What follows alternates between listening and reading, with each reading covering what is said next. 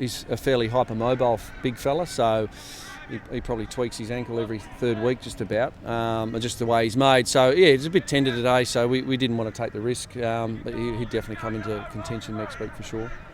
We probably erred on the side of caution with Tommy, last week, so he'll come in, and obviously, he probably could have played last week, but he's a fair player in our makeup. He's certainly be one of the first picked in our 18, so it's important to get him at centre forward and go about his business.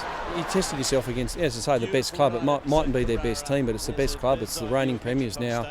There's still going to be 22 jumpers running around for the Geelong side on Saturday night, or Friday night I should say. So we get an opportunity to test ourselves, and I think it's great for us, and we need to do that. We're coming off a very low base. We need to push forward. We need to get better, and what better way to do it is to test yourself against the premiership club. The heavy traffic, Hunt knew when to turn, but they knew when to crunch him as well.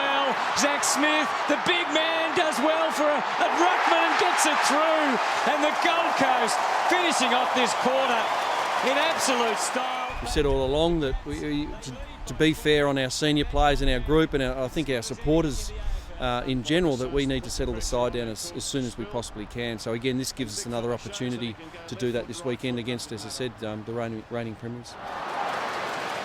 Well, Kay's going to start in the middle, so yeah, he'll get his opportunity in there, and I think along with Dion Prestia, David Swallow, even Jaeger O'Meara, who obviously can't play for 12 months, but to give him a taste of premiership hardened AFL footballers is just a bonus for us. And as I said, we're on a steep learning curve, and a great opportunity for our players to match their strengths and powers against these boys.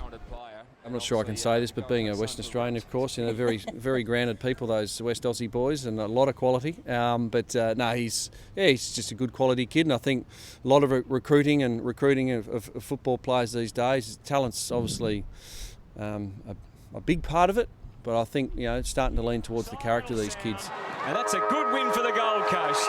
Terrific win. Yep, the locals will be happy with that. Melbourne.